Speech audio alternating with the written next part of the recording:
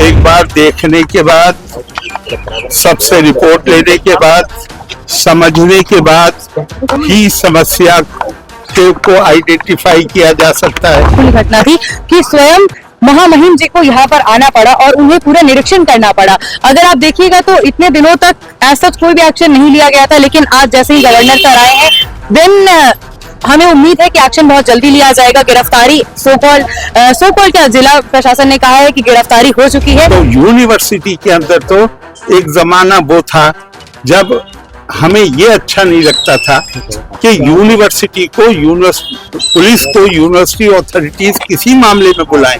जितनी भी मांगे थी कि आप मुआवजा दीजिए, तो महामहिम जी ने कहा कि उसकी बात वो सरकार से करेंगे और मुआवजा सरकार की तरफ से मृतक के परिवार को दी जाएगी।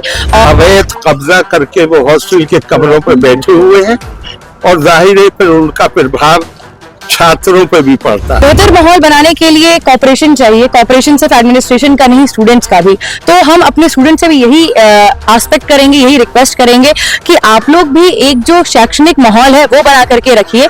बीते दिनों राजधानी पटना के पिरबोहर थाना अंतर्गत बीएन कॉलेज में बमबारी की घटना को अंजाम दिया गया था, जिसके पश्चात छात्रों में काफी आक्रोश देखा जा रहा था और इस बमबारी में जो छात्र घायल हुआ था उसकी मृत्यु हो गई थी, जिसके पश्चात लगातार छात्र रोड पे प्रदर्शन करने आ रहे थे।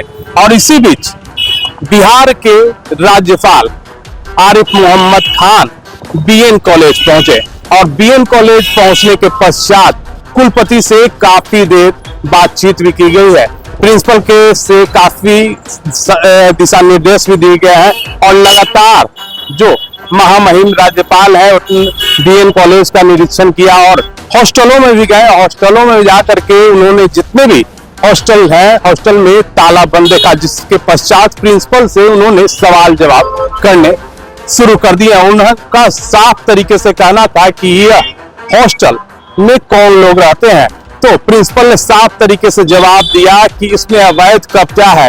तो प्रिंसिपल को काफी झाड़ भी लगाई गई है कि इस पे अवैध कब्जा होते हुए आप लोग खाली क्यों नहीं करा रहे हैं। और उन्होंने स्टूडेंट से साफ तरीके से यह भी कहा है कि आप लोगों का काम है पढ़ाई करना, न कि बमबाजी करना। अगर इस तरह की निंदनीय घटना आगे से होती है तो कभी बर्दाश्त नहीं किया जाएगा। इस पर क्या विशेष जानकारी दे रहे हैं बिहार के महामहिम राज्यपाल आरिफ मोहम्मद खान, जरा देखें। एक बार देखने के बाद, सबसे रिपोर्ट लेने के बाद, समझने के बाद ही समस्या को आइडेंटिफाई किया जा सकता है।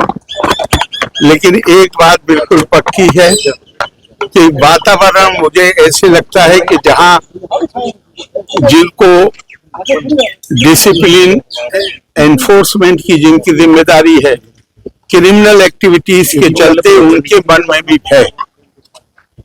और ये क्रिमिनल्स जो बातों से लगा वो ज्यादातर वो हैं जिनका यूनिवर्सिटी से कोई संबंध नहीं, अवैध कब्जा करके वो हॉस्टल के कमरों पर बैठे हुए हैं और जाहिर है फिर उनका प्रभाव छात्रों पर भी पड़ता है। तो मैंने प्रेसिडेंट स्टूडेंट्स यूनियन उनसे भी कहा है कि ये केवल जिम्मेदारी यूनिवर्सिटी अथॉरिटीज की नहीं होती है। मैं अपने तजर्बे से भी कह रहा हूँ, मैं यूनियन का, सेंट्रल यूनिवर्सिटी की यूनियन का सेक्रेटरी भी रहा हूँ, प्रेसिडेंट भी रहा हूँ। सभ्य समाज वो होता है जहां पुलिस के डंडे से नहीं बल्कि स्वतः अनुशासन स्वीकार किया जाता है। इसको कहते हैं एनफोर्समेंट ऑफ द अनएनफोर्सिएबल। तो यूनिवर्सिटी के अंदर तो एक जमाना वो था जब हमें ये अच्छा नहीं लगता था कि यूनिवर्सिटी को पुलिस को यूनिवर्सिटी अथॉरिटीज किसी मामले में बुलाएं। हम कहते थे कि आपका काम है अनुशासन लगना, अनुशासन को लागू करना। लेकिन आज अकेले पटना यूनिवर्सिटी नहीं, और भी यूनिवर्सिटियों में हमारी बदकिस्मती है कि मैं ये यूनियन की प्रेसिडेंट मौजूद है, मैं इनके सामने कह रहा हूँ ये कि यूनियन का जो उद्देश्य है वो उद्देश्य होता है, एक काम हमारे टीचर करते हैं क्लास में, हमें ज्ञान देने का काम करते हैं। एक प्लेटफॉर्म प्रोवाइड किया जाता है बच्चों को उनके व्यक्तित्व के निर्माण के लिए, जहां वो अपनी संवाद शक्ति को, अपनी वाक कला को उसको विकसित कर सकें। ये कोई यहाँ ये यूनियन जैसे लेबर यूनियन होती है, इस तरह स्टूडेंट यूनियन नहीं होती है। ये तो एक परिवार है, वाइस चांसलर से लेके सारे टीचर्स, अथॉरिटीज, स्टूडेंट्स, ये एक परिवार है। और मैंने तो पार्लियामेंट में भी अलीगढ़ के बच्चे धरने पे बैठे थे, मैंने तत्कालीन माननीय शिक्षा मंत्री को हाउस में खड़े होकर कहा कि आप केवल मंत्री नहीं, आप तो गुरु रहे सारी जिंदगी। और उन्होंने क्या शानदार, पार्लियामेंट की मुरली मनोहर जोशी जी ने क्या शानदार जवाब दिया और कहा मेरा छोड़िए, मैं तो चलता हूं जहां आप ले चलें। आरिफ साहब खुद बैठ के फैसला करते, इसलिए कि ये यूनियन के प्रेसिडेंट भी रहे हैं, ये केंद्रीय सरकार में मंत्री भी रहे, ये खुद फैसला करते, मैं हर फैसले को मान लूंगा। तो किसी की कोई ईगो इशू नहीं है, लेकिन इन डिसिप्लिन के साथ यूनिवर्सिटी नहीं चलती और इसमें आप सबकी भी जिम्मेदारी है। मैं आपसे हाथ जोड़ के प्रार्थना कर रहा हूँ, यूनिवर्सिटी के मामले को कोई भी अगर कोई मौका भी दे आपको, तो भी सेंसेशनलाइज मत कीजिए। हमारी सबकी कोशिश हुई है सरस्वती के मंदिर, इस मंदिर की जो सैंक्टिटी है, इसकी जो पवित्रता है, वो बनी रहनी चाहिए। इसमें मैं आपका सहयोग मांगता हूं और मैं आपको विश्वास दिलाता हूं, यूनिवर्सिटी क्या बल्कि शिक्षा मेरी प्राथमिकता है, मेरे ऊपर वो सीधी जिम्मेदारी है। मैं राजभवन में बैठ के फैसले नहीं करूंगा, अगर कोई समस्या होगी तो मैं उन जगहों पर जाऊंगा जहां समस्या पैदा होती है।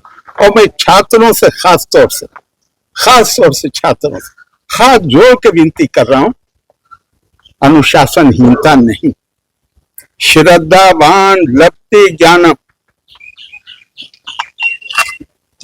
गुरु का, माता पिता और गुरु, इनका सम्मान करना।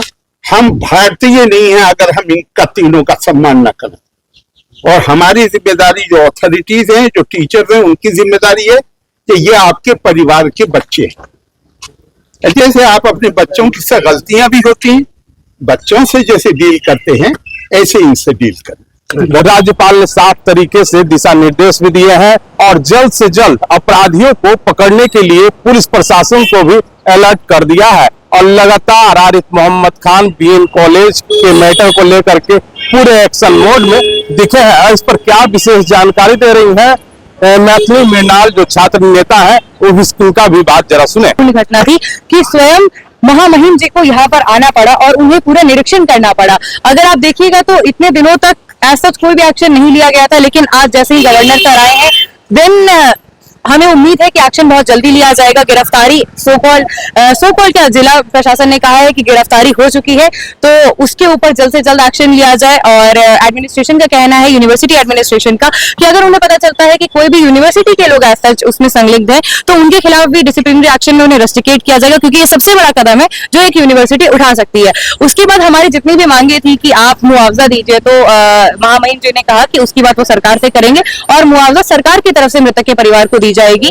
और सीसीटीवी इंस्टॉलेशन या फिर गार्ड की नियुक्ति की बात है, और अगर यूनिवर्सिटी के पास इसके लिए सक्षम पैसे नहीं है, फाइनेंशियल क्राइसिस इन केस है, तो फिर इसका एक ही उपाय है कि ये मुद्दा गवर्नर के पास लेके जाया जाए। और यहाँ पर उन्होंने वाइस चांसलर जी को भी कहा कि अगर ऐसी कोई दिक्कत है तो आपका कर्तव्य बनता है कि आप पहले इसकी जानकारी चांसलर को देंगे, गवर्नर को देंगे, उसके बाद ही इस पर कोई एक्शन लिया जा सकता है। तो उन्होंने आश्वस्त किया है कि जिस भी तरीके की मांग होगी या फिर विश्वविद्यालय में जिस भी तरीके की मुद्दे होंगे, जिस भी तरीके की परेशानियां होंगी, उसको वो खुद डील करेंगे। और अगर यूनिवर्सिटी से आता समय कॉपरेशन नहीं मिलता है तो हम डायरेक्टली उन्हें रीच आउट कर सकते हैं।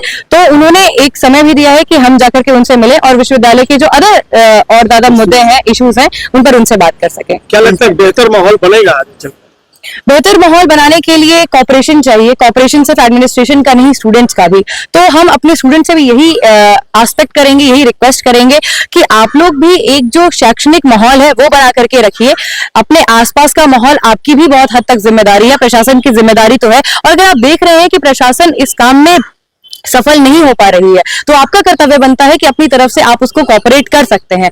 कॉपरेशन हमें पता है कि हमारे छात्र अभी तक देते आए हैं, इसीलिए यूनिवर्सिटी चल रही है। आगे भी इसी कॉपरेशन की मांग है कि आप लोग सुचारू तरीके से एडमिनिस्ट्रेशन में रहिए, उसको चलने दीजिए, और जितनी भी कठिनाइयां हैं, परेशानियां हैं, आप स्टूडेंट यूनियन तक लेकर के आइए। अगर यहाँ से बात नहीं बनती है तो हम महामहिम जी से मिलेंगे और आपके जितने भी मुद्दे हैं सबका सलूशन जरूर निकलेगा। वो प्रिंसिपल के खिलाफ आक्रोश इसीलिए देखा गया क्योंकि लगातार कई ऐसे घटनाक्रम हो चुके हैं जिसके बावजूद भी कोई स्ट्रिक्ट एक्शन नहीं लिया गया। यहाँ के प्रिंसिपल का जो बयान रहता है कि अगर कोई आपके साथ कुछ करे तो आप भी कर दीजिए, उस तरीके का बयान कहीं ना कहीं एक्सेप्टेबल नहीं है, किसी से भी एक्सेप्टेबल नहीं है। इसलिए यहाँ के छात्र काफी ज्यादा डिससेटिस्फाइड है यहाँ के प्रिंसिपल से, जिसकी बात हमने जब गवर्नर सर के सामने रखी तो गवर्नर सर का कहना था कि बच्चों का काम केवल पढ़ना है, बाकी प्रिंसिपल कब तक रहेंगे, नहीं रहेंगे, वो किस अवधि में रहेंगे, कितनी दिन तक रहेंगे, इससे कोई लेना देना नहीं होना चाहिए। और अगर दूसरे प्रिंसिपल आए तो इसकी गारंटी है कि क्या आगे एडमिनिस्ट्रेशन में डिसिप्लिन बरकरार रहेगा या नहीं रहेगा। तो खैर जो भी मुद्दे हैं उनका बस उनकी छात्रों से इतनी अपेक्षा है कि वो डिसिप्लिन में रहे। जिस तरीके की घटना अगर वो लोग करना चाह रहे हैं तो उसको थोड़ा संयमित करें, और उन्हें अगर किसी चीज की जानकारी है कि कोई असामाजिक तत्व है तो उसमें वो एडमिनिस्ट्रेशन को कॉपरेट करें। तो साफ तरीके से मैथिली मृणाल का भी कहना है कि राज्यपाल से हमारी बात हुई है, उन्होंने साफ तरीके से आश्वासन भी दिया है कि इसकी पूरी तरीके से जांच हो रही है और लगातार छापेमारी की जा रही है, जिसकी भी इसमें बमबाजी में संलिप्तता है उसे जल्द से जल्द पकड़ करके सलाखों के पीछे किया जाएगा। पटना से NBC 24 के लिए अजय शर्मा की रिपोर्ट।